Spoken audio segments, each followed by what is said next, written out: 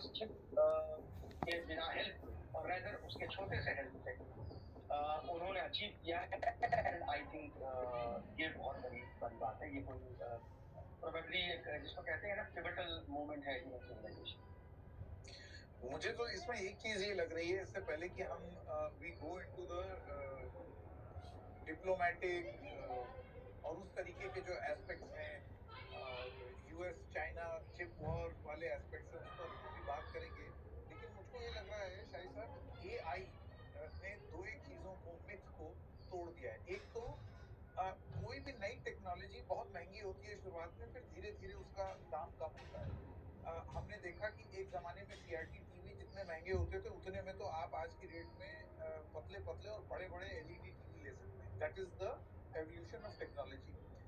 लेकिन जिस रफ्तार से टेक्नोलॉजी का दाम कम एआई में हुआ, वो अनप्रेसिडेंटेड। मतलब 2 साल के अंदर अंदर कुछ लोगों का अनुमान है बिटकॉइन में 70% से ज्यादा उसका कॉस्ट इतनी जल्दी इवॉल्व हुआ। हम दशकों नहीं 2 सालों की बात कर रहे हैं। और उससे क्या एक दूसरी चीज जो बड़ी बात है शाही साहब, वो ये कि in AI there is nothing like a first movers advantage. आप होंगे अमेरिका की बहुत बड़ी कंपनी और आपको शुरुआत में बना ले गए, लेकिन ऐसा नहीं है कि आपको एडवांटेज ही एडवांटेज है, पीछे से आके कोई ओवरटेक कर सकता है बिकॉज टेक्नोलॉजी बदलती है। जी जी बिल्कुल। इनफैक्ट वो प्राइस जो है वो इसका फंडामेंटल जो कंसर्न अमेरिकन टेक्नोलॉजी कंपनी का है वो इसका प्राइस है। बना देना उनको लगता है कि हम तो नीकैप कर देंगे, हो सकता है कि आगे एडवांस शिप ना मिले तो शायद इसके आगे उनका उस तरह से एक्सपोनेंशियल ग्रोथ ना हो जैसे अभी हुआ है। लेकिन प्राइस का क्या करेंगे? इनफैक्ट एक ट्वीट है, 2 ट्वीट्स हैं हमारी स्क्रीन पर, उसको चलाया जाए प्लीज, पुल किया जाए। ये दोनों एक्सपर्ट्स हैं और मैं देख रहा था। अच्छा एक चीज है इसमें संकेत जो मैंने नोटिस किया कि एक तो होता है कि जो टेक्नोलॉजी यानी मार्केट में जो geeky लोग होते हैं, जो जो नर्ड्स जिनको हम कहते हैं, वो किसी चीज की बड़ाई करें अपने लेवल। और एक होता है कि रेस्पेक्टेबल साइंस के जो जर्नल्स और मैगजीन होते हैं वो उसकी बड़ाई करें। इसमें फर्क होता है।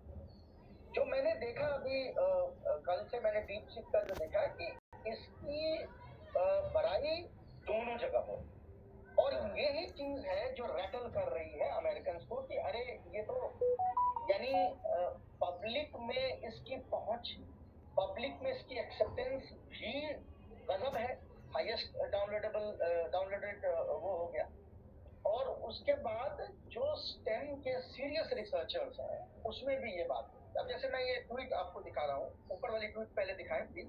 हाँ, हमारे जो दर्शक टेक्नोलॉजी में और इस तरह की चीजों में होंगे उनको इनका नाम पता होगा, नॉट बटाइम। ये फ्रेंच है, ये काफी लिखते हैं चिप वॉर को लेके और चिप इंडस्ट्री को लेके। इन्होंने देखिए क्या इस पर लिखा है,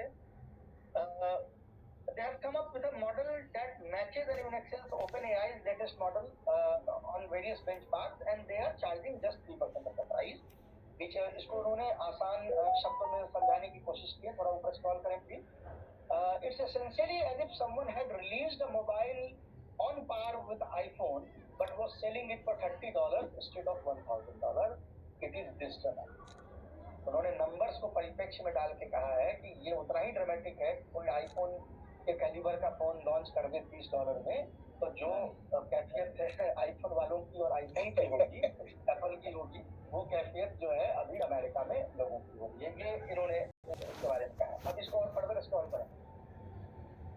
हमारे वो दर्शक जो अमेरिकन पॉलिटिक्स में इंटरेस्ट रखते हैं उनको इनका नाम पता होगा, मार्क एंडरसन का। ये ट्रंप के बहुत करीबी है, टेक्जार है, और वहाँ के अभी के जो ट्रंप एडमिनिस्ट्रेशन अभी आई है उसमें इनका बहुत बड़ा रोल रहने वाला है। तो ये किसी भी तरह से प्रो चाइना आदमी तो है नहीं कि प्रो ट्रंप बिल्कुल ही, मतलब आइडियोलॉजिकल लेवल पे। हाँ, वो क्या लिख रहे हैं? One of the most amazing and impressive breakthrough I have ever seen. ये वो आदमी कह रहा है जो दुनिया के टॉप कुछ लोगों में से है जिसको इस इंडस्ट्री का पता है। As an open source of profound gift to the world. तो ये चीज जो है आपको यहाँ पे नजर आ रही है। इसके अलावा मैं चाहूंगा एक नेचर का पेपर है, प्लीज वो दिखाई जाए। उसमें बेंचमार्क भी दिया गया है।